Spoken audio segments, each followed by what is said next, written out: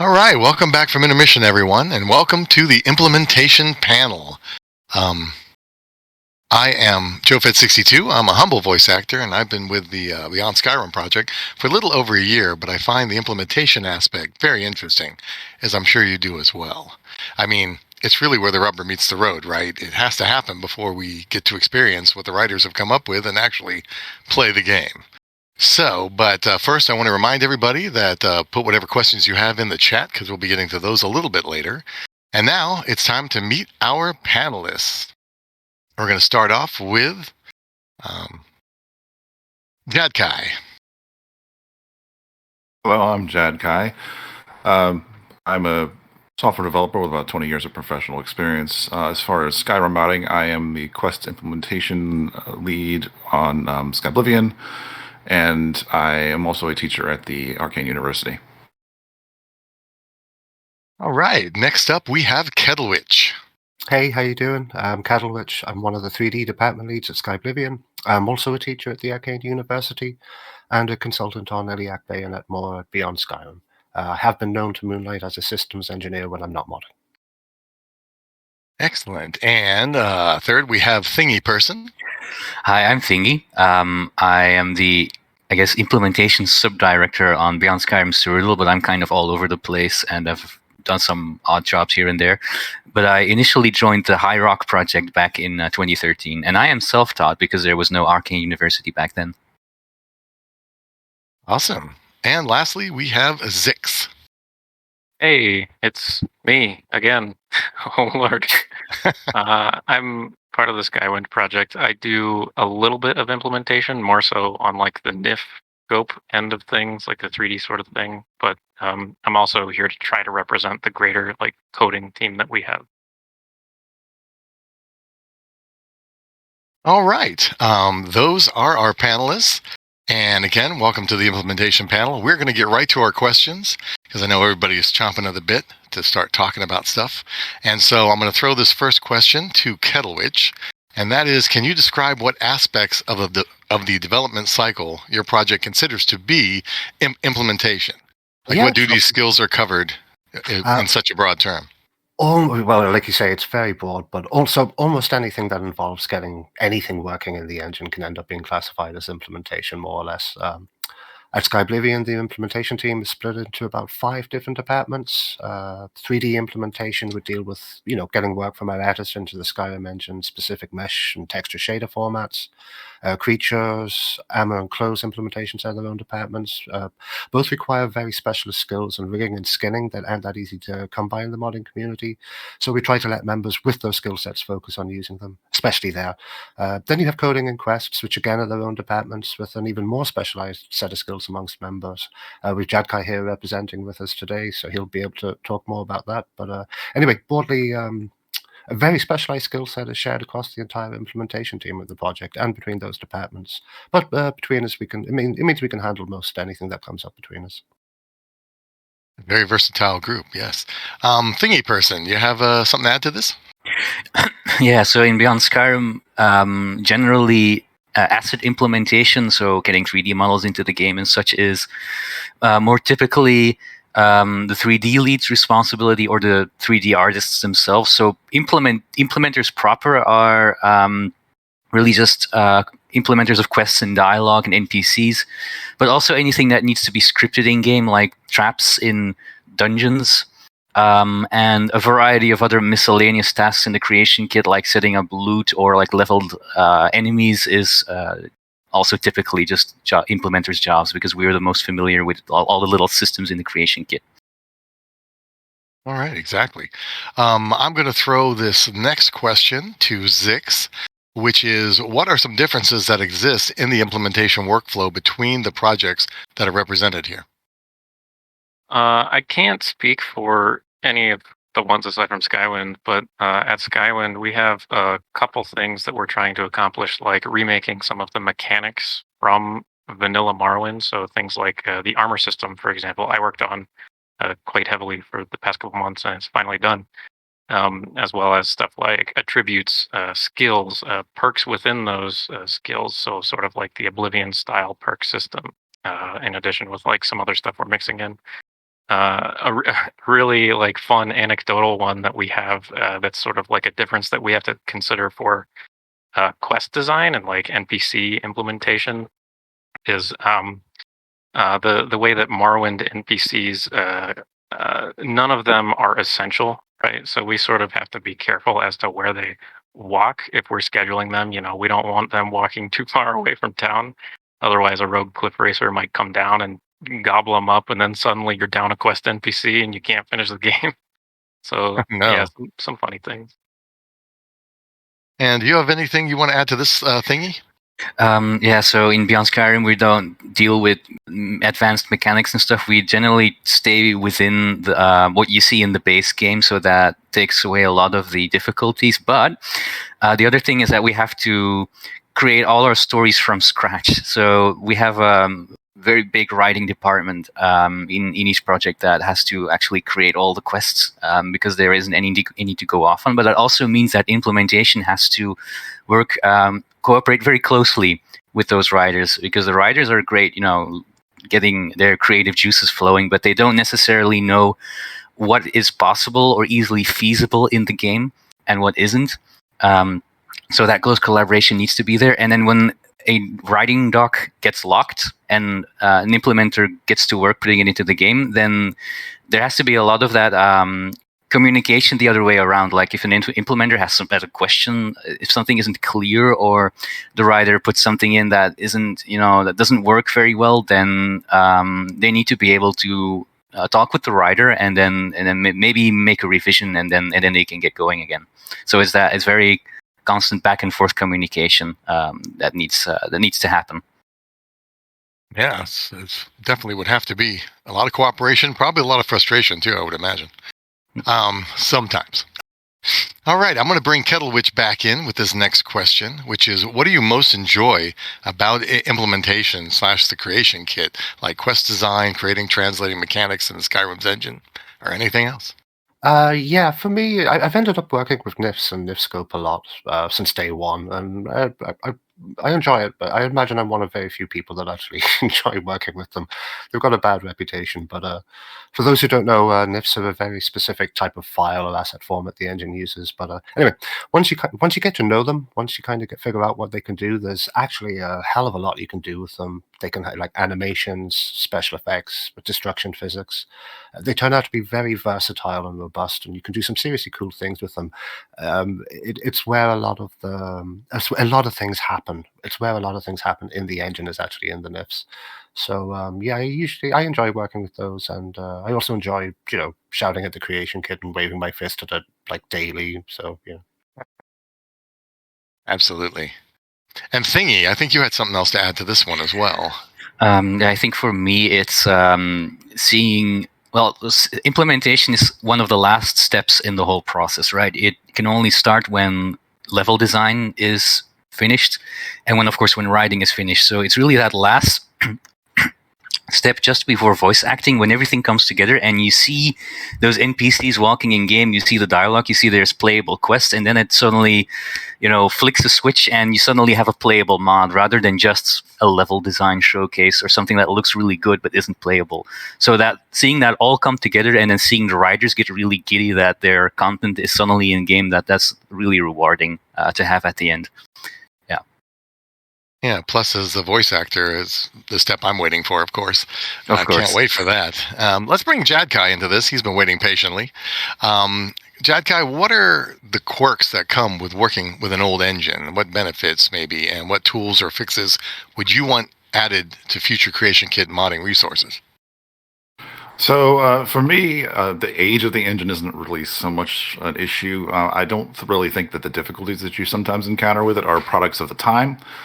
I think they're more so results of technical schedule or cost decisions that Bethesda made at some point. And in many ways, Skyrim modding is actually much nicer than what came before it. The Papyrus language is better than the script language that you had before. You can call other scripts from a script, which you couldn't do in Oblivion, for example. Which is why when you start looking at the implementation for something in Oblivion, you might see like there's a script on a door, there's a script on a necklace, there's a script everywhere, and then you got to kind of like look at all these different pieces to figure out how it works. Whereas in Skyrim, even if there are scripts on those objects, they can call into a central quest script, so you can kind of keep things a little bit more consolidated and easier to follow. Skyrim's engine also uses more event-based, and what that means is, like in Oblivion, if you needed to know if an NPC died, you had to, on a timer, basically ask the game, "This NPC die? Did this NPC die? Did this NPC die?" And you also had to add some code to make sure that what you did in response to that didn't happen over and over again. In Skyrim, you don't really have so much of that issue because Skyrim will just tell you, "Hey, that NPC died," and that's that. That's not to say, though, that I don't have some things that I would definitely like to see. I think top of almost anybody who's worked with the creation kits list would be less crashing and better save behavior. Because the creation kit actually almost actively works against you saving. Because you have to close every single window that you're working with to be able to save. So you can't just absent-mindedly click save every so often. You've got to stop what you're doing and save. Which that can lead into very frustrating situations where you lose an hour or two's worth of work because you just forgot to do that. You were really in the zone of working.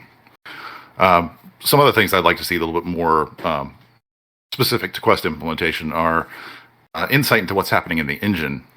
There's definitely times when something isn't doing what you expect it to do, and it's really difficult to understand why it isn't doing what you expect it to do. Definitely, in my experience as a professional developer, I'm used to being able to kind of look at the code for something and just poke at it and just really easily see what's going on. But with modding, you tend to have to infer what's happening because you don't have direct insight unless you want to get down into an assembly language level, which most of us don't want to do. Another thing I'd like to see is maybe some extension hooks that don't require the executable patching that you have to do with something like the Skyrim script extender. And the reason I say that is that the fact of patching breaking mods isn't because of what Skizzy does, but it's because of how it does it. What it does is great, but because of the way that it does it every time there's a patch, then it has to be remade. Now, that might be a case of be careful what you wish for, because I can foresee some issues with that, but it would kind of solve some problems that we see. And probably the final thing on my big list, though it's certainly not the only thing I could make a wish list that probably went on for days, is more robust conditions, because sometimes there's information is there, and the game knows it, and the game knows it, but you can't get to it easily. You might have to write a script to get to it, or you might just not be able to get to it at all in the types of things that have to have conditions on them. So I said that's just a small sampling of some of the things I'd like to see. Like I said, I could probably talk about this at length. All right, yes. And what are your thoughts on this, Six? In terms of future tools that I'd like to see, me coming from a background of implementing assets, so 3D things, NIFs, I would kind of enjoy to see just more documentation as a whole, for one, if it sticks with the NIF formula. A sort of official tool to implement these things would be super awesome. NIFscope is great and all, but it's sort of evolving as people learn, because we really don't know that much about NIFs, and the things we do is kind of vague most times. Also, things like implementing creatures. It's excruciatingly painful to make new behavior files, new animations, implementing all these things. Having tools to actually put those in would be enormous, and we could pump out more things even quicker. All right, thanks. Kettlewitch, I think you want to add in something on this. Yeah, I pretty much agree with the guys. The creation kit kind of gets a lot of negative press, I think, so to speak. But if you look at what modders were doing with it back in 2011 when it came out, or 2012, whenever it came out, and compare it to what we're doing today, I don't think many would have believed you back then that we could squeeze so much out of the thing. It's not UE4 or Unity, of course, but we do know a lot more about it at this point, and we have this more or less have the skill sets, or at least access to the required knowledge to do almost anything we want to. Like the guy said, though, better access to the animation and physics part of the engine for me, would be the greatest addition we could get in the future. Even saying that, though, it's pretty amazing to see what modders have done with the animation and physics plugins like Nemesis, DAR, HDT, and Force New Idols and Skyrim, which opened the door for all this. But even with it's like the new animations aren't necessarily the problem. It's, as Zix touched on it there, you can get people to make new rigs and animation sets for creatures and stuff, but the level of knowledge and skill to actually get those things into the engine remains hugely restrictive, even though it is, like possible on paper, if you like. But I think the community is still developing tools for those kind of things. I'd like to remain very positive. We'll see the fog of mystery around animations and physics in the Skyrim engine clear before we see the next TES game. But who knows? Yeah, I've got limited experience with like say video editing and maybe special effects, and yeah, it's very frustrating to know you want to do something and not quite be able to do that. Absolutely, yeah. I feel your pain. So Thingy Person, I'm going to bring you back in with this next question. Do you have any resources that your team is putting together that could be shared across projects to reduce workload and development time?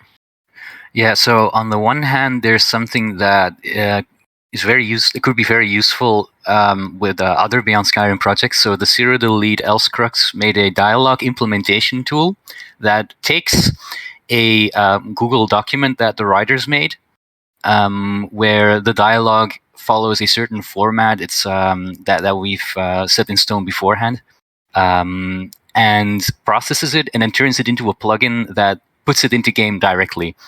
But then, of course, an implementer will have to go over and then fix some issues because it doesn't get everything. Of course, it doesn't get all the conditions, only up to a certain point. But we've tried this out on Skingrad implementation, and it really allowed everything to go in-game very, very fast. So it did all the conversations between the player and NPCs, and conversations that NPCs have with each other. So this is something that all the Beyond Skyrim project could really benefit from. But there's also things like unit tests that we are developing. So to take away some of the work from quality assurance, basically. So it could be checking that, for instance, every chest has a sound when opening, but it could also be more advanced. So we might try to find an algorithm that detects light flickering. So a object in the game can only have so many lights shining on it at one time before the engine will shut a few of them off at random. So then you will see flickering in game. So it would be really great to have to be able to detect that using some kind of algorithm. So yeah, that reduces quality assurance work, but eventually it could also be helpful for Skywind and Skyblivion or the whole modding community. Yeah. Absolutely. Awesome. All right, I'm going to throw this back to Jad Kai with this next question, which is, what are some of the biggest problems you have had to overcome in Skyrim's engine? Like, what have you not yet maybe been able to implement because of the limitations you have? Which I don't know if we covered that. So most of the big issues that we kind of hit on in Skyblivion are things where they had a functionality baked into the engine for Oblivion, and that same functionality isn't baked into the engine anymore in Skyrim. There's various systems that work slightly differently. Like the system might be there, but it doesn't work the same way. In some cases, there's some workarounds that we still have to kind of think about or decide not to do. For example, in Oblivion, there's just a function that you can call that hides quest items in the player's inventory. So if you're trying to send them somewhere where somebody took away everything, well, you can't remove quest items from the player's inventory normally. But they had this function that said just hide those, so the player can't access them or use them. In Skyrim, the only way to do that is to send the player to jail. There's just no function for doing that other than sending the player to jail. But once you send the player to jail, you invoke all these other mechanics of, well, when you touch a bed, now it's going to ask you if you want to serve your time. So we have to kind of work around that. There's also the dialogue system works very differently. In Oblivion, when you talk to an NPC, the whole game just paused. And sometimes they have something where once the dialogue finished, somebody runs up and attacks somebody or something like that. But in Skyrim, if you do something like that, then while you're talking, somebody will come up to you and bash you in the head with an axe. And so that can kind of break the dialogue and the flow of dialogue that was set up for Oblivion. We have to work around that and change how that stuff is put together to make it work more smoothly in this engine. Another big example is along the same lines with the dialogue is Oblivion had this whole system for adding topics to the dialogue menu. And just because the topic's conditions were met, it wouldn't appear in the dialogue menu unless it had been added to the topics that you could talk about. Skyrim doesn't work that way. If the conditions are met, it's there. And so when we did the conversion, we had a whole bunch of topics that were just available right at the beginning of the game that weren't really supposed to be. And like, for example, you could ask a priest about, curing vampirism the first time you ever talked to them, even if you weren't a vampire. Or you could talk to Martin Septim about the Mysterium Xarxes when he'd never even told you what that was. So we had to kind of work around those kinds of things. But that's the biggest issues that we've faced in Skyblivion. Okay. And Zix, what do you have to add to this? We've had a lot of issues. I'd like to say we've had a lot of issues, but as far as I understand, I want to say we've also conquered a lot of those issues using like critical thinking and just actually doing the work to actually get things to work. I cannot speak on the side of like the coding people because it's not where I'm well versed, but stuff like attributes, we have those, and stuff like adding extra skills using like different actor values and stuff. We have those. Quest design and things. There's kind of a lot going on with that. That's of course different with Skywind than Skyrim would be. We have different sort of quest designs that we have to implement. A lot of the stuff that Jadkai said pretty much hits home for Skywind. Kind of the same vein of thought there. Okay, definitely.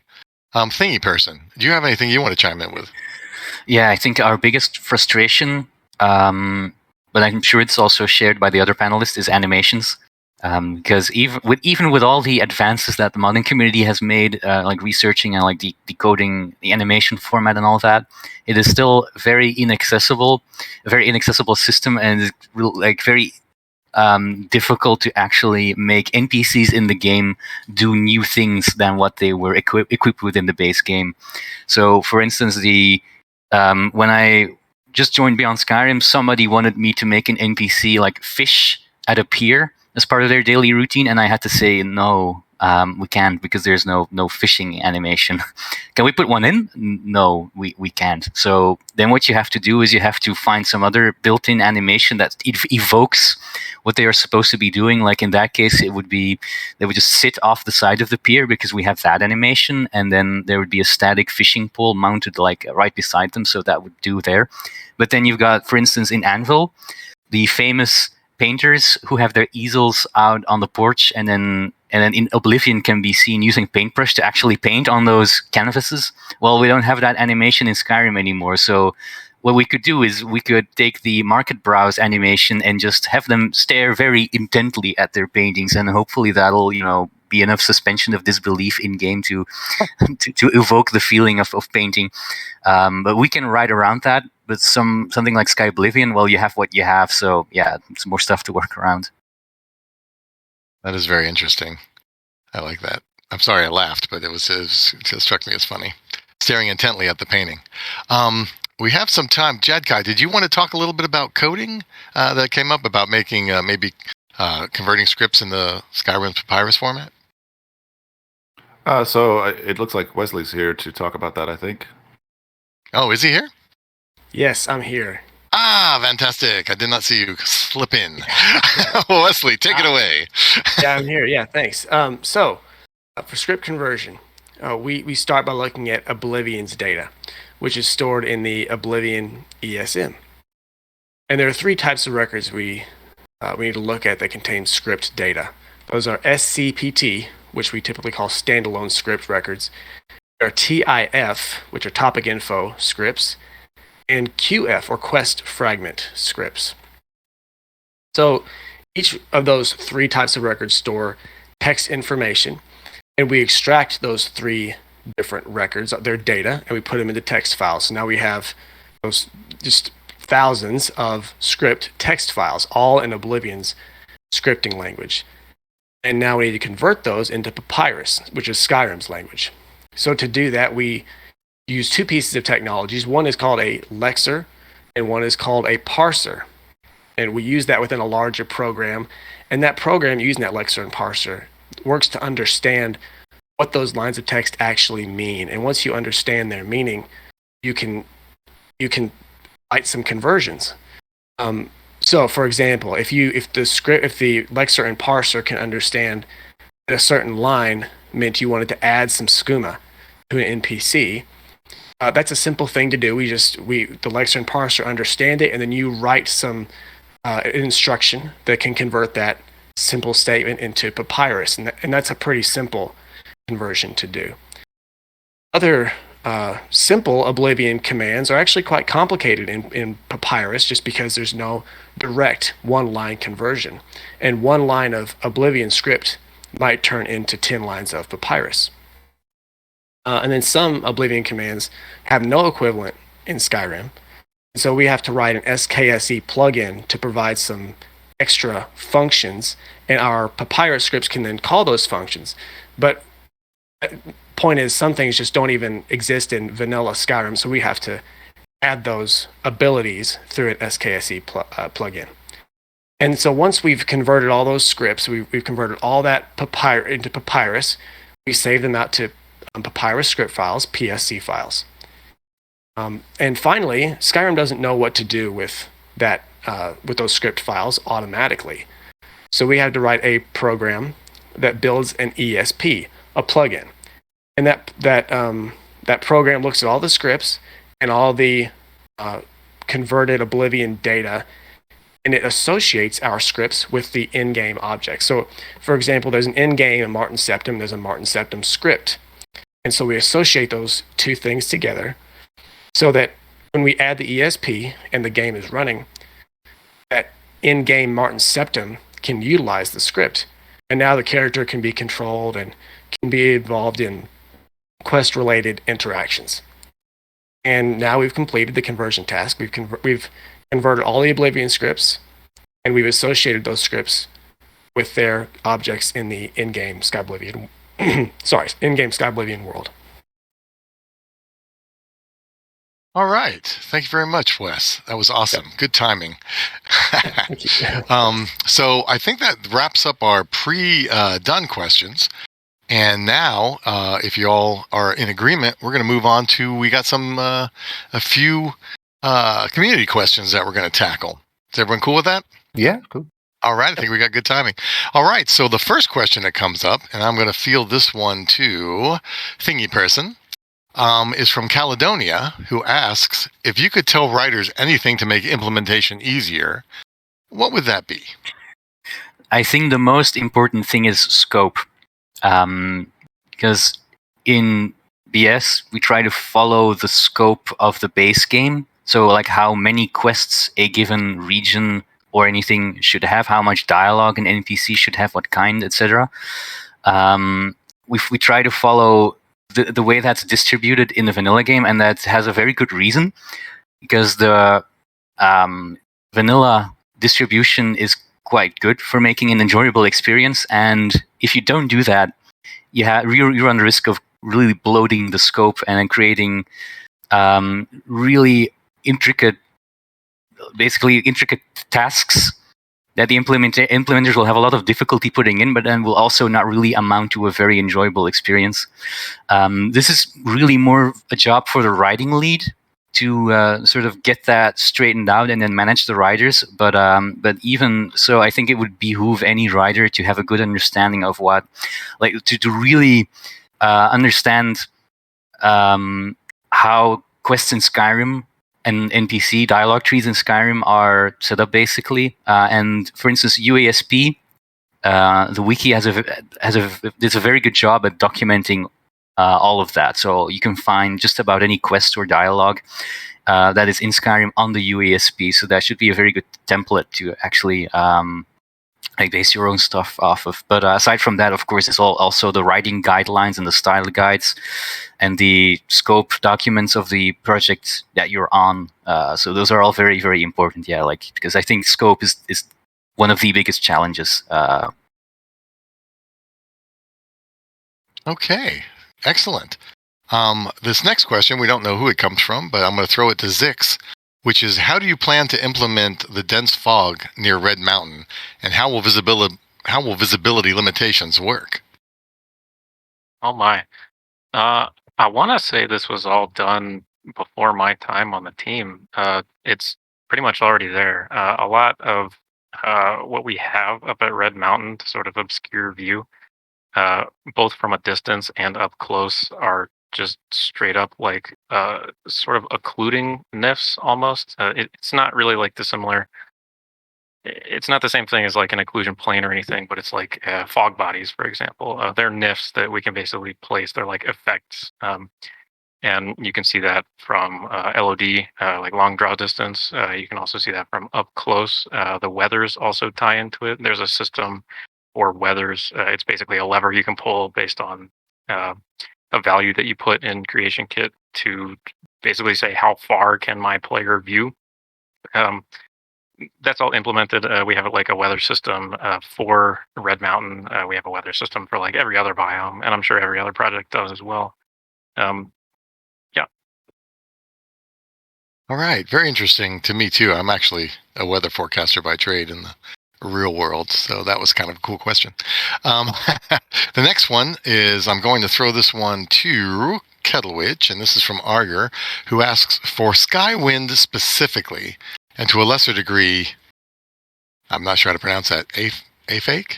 As far as I know. For Skyblivion, do the new mechanics affect the balance of Skyrim's combat? If so, how do you compensate for that, if you do at all? Yeah, we've got one or two. We're not doing too many new mechanics when it comes to the combat system.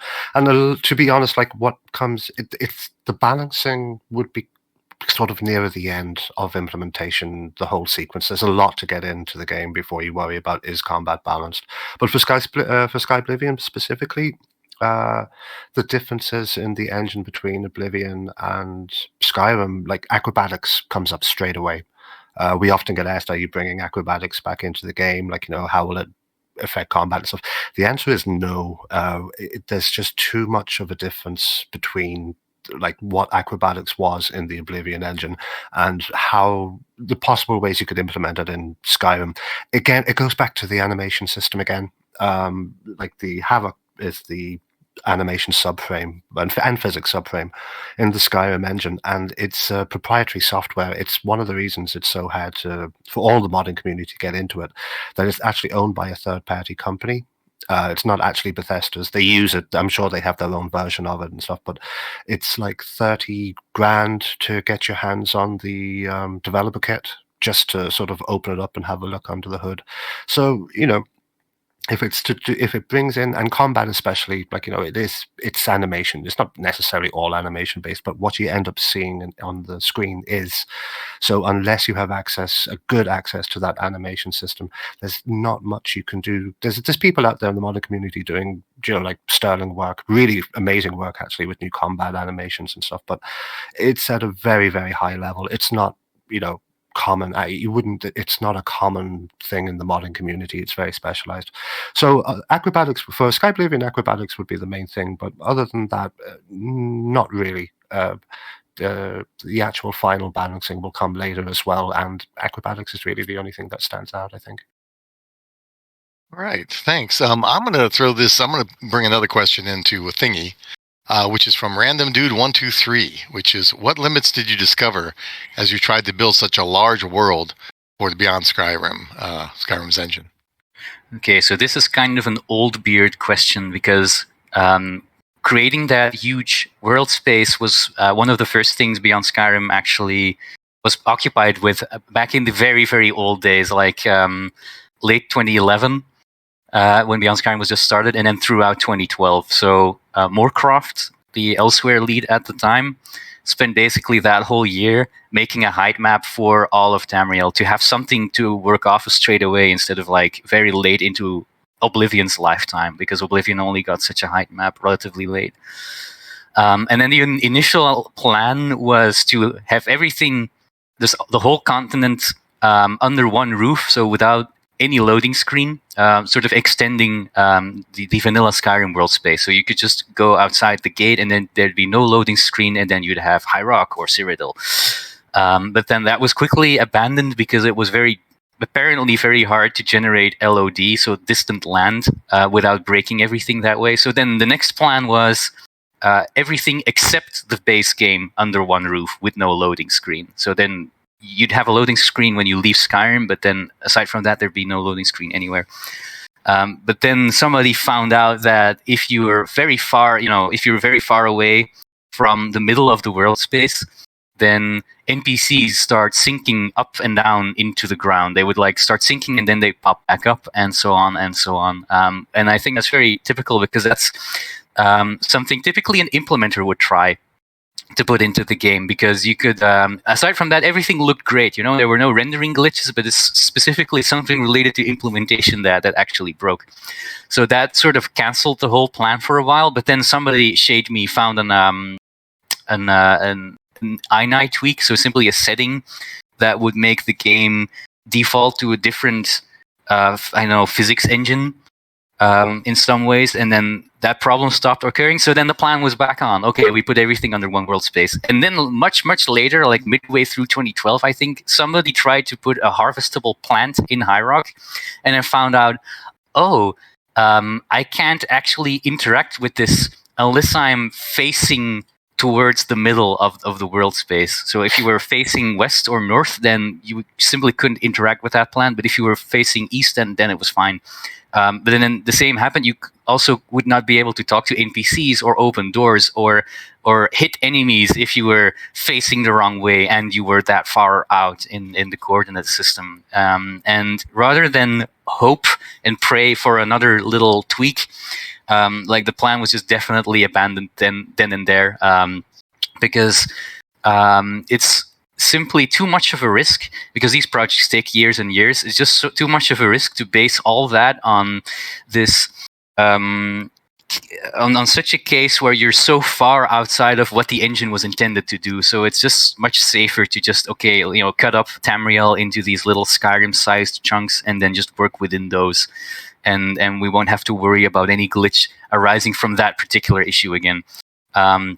And I was very attached to that whole dream, no loading screens, all of Tamriel, blah, blah, blah.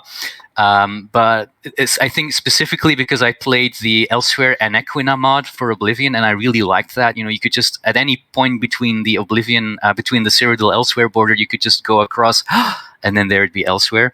But luckily for me, that is actually one of the border crossings that stayed under one world space in the eventual system. So Cyrodiil and Elsewhere share a world space, and so do High Rock and Hammerfell. That's the other thing. So at least that makes me happy. All right. Thanks a lot. That was interesting. Yeah, definitely some challenges there. I'm going to throw this one to Wesley. This is a question. I'm not 100% sure what's being asked here. This is from Lorthiz, and they're asking about full grammars, writing full grammars like in ANTL4. Could you talk about that a little bit? Yes, sure. So I can't take much credit for this part, because this part was actually written before I got to the project. But yes, Monocleus wrote a grammar, not in Antler, is it? I don't even know how to. Antle 4.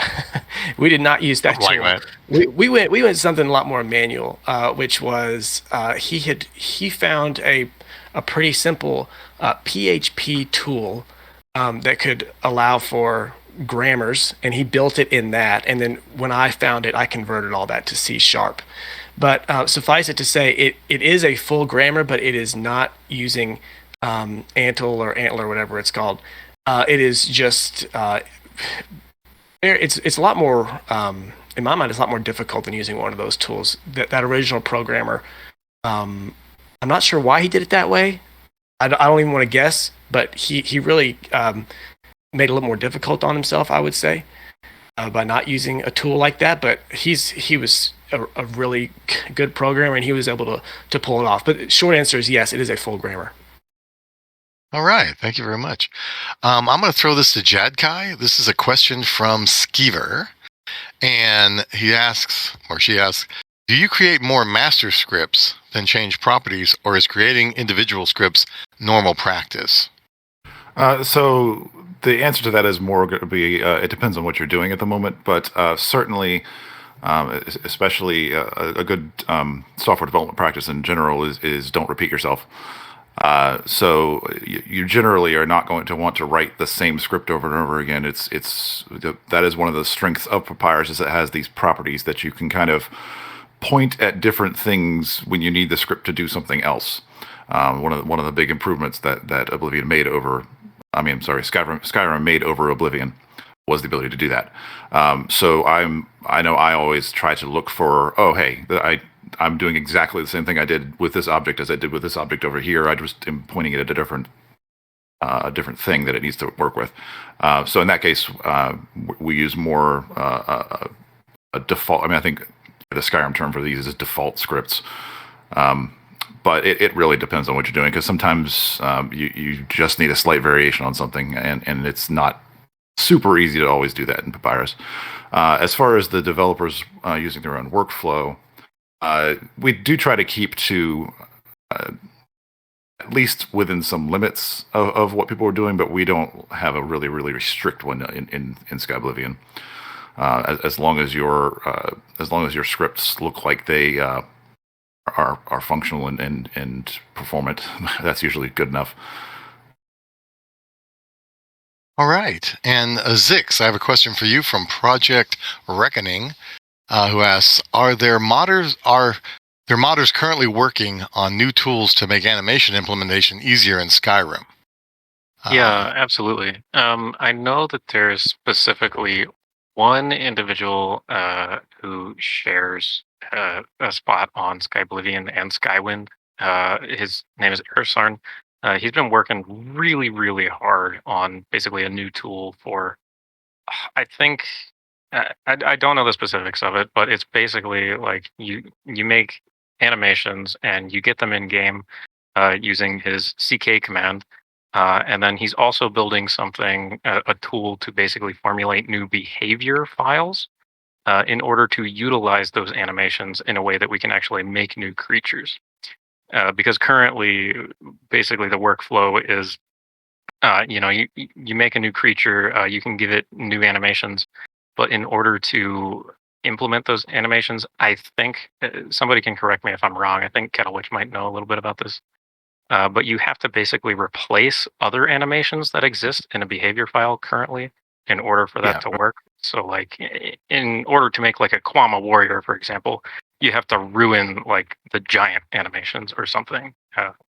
I'm not sure if somebody else can chime in on this. No, you're bang on. Yeah, that's what the work that Everson is doing with CK command. It's rather that it'll add new animations and new behaviors rather than replacing them, which is what we've been waiting for, basically.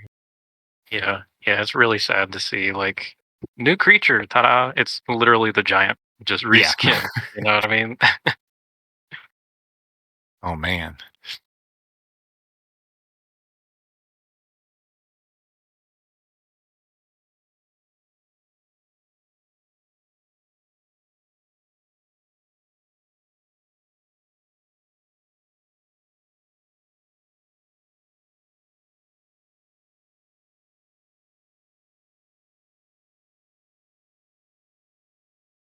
Oh, sorry about that. I was on mute. Oh my God.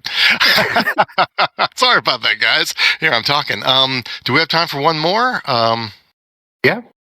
Okay, I know we have one that we're going to throw to Thingy. I think we may have already covered it, though. It's about problems encountered working with the writing team, for example, or,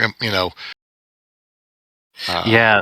Like so in terms of specific issues that can arise in Cyrodiil, generally our writing lead and editing department are very good at catching stuff before they make it to the implementer at all. But I'm thinking of, for instance, there's like dialogue in Skyrim has a very specific format. There is like a random greeting or like a stack of random greetings that the NPC can have, and then a tree of topics that are plucked from various sources all at the same time. So then one mistake that writers could often make is like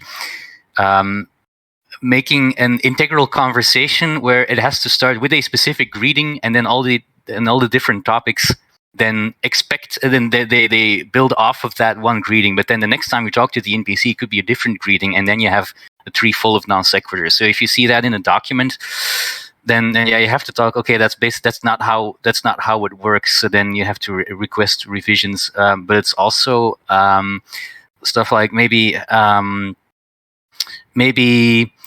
a quest will describe that you have a whole conversation with an NPC while it's actually while you're actually in a hostile area. So of course that's not very realistic, as and that's something Jatkai touched on earlier with how it worked differently in Oblivion. So then you have to ask revisions like, okay, maybe you talk to the NPC before you enter a hostile area, or it's not a whole dialogue tree, but maybe just some kind of one-liner that they shout at you or stuff like that. So basically, difficulty envisioning the writing document as it would happen in the actual game. So that's something implementers are more used to doing because we work with the engine, but then that writers might not be as familiar with. It's stuff like that, I guess. Yeah. All right. Thank you so much. And thanks, everybody. That wraps it up for us. We really appreciate you being with us today, and we hope that you got as much out of it as we did sharing it with you. I'm also to remind you that the Lore Book Contest and Beyond Skyrim stream will be happening at 8 and 9 p.m. GMT respectively. And we hope you can stick around for the writing panel, which is actually coming up next. So thanks again, everybody.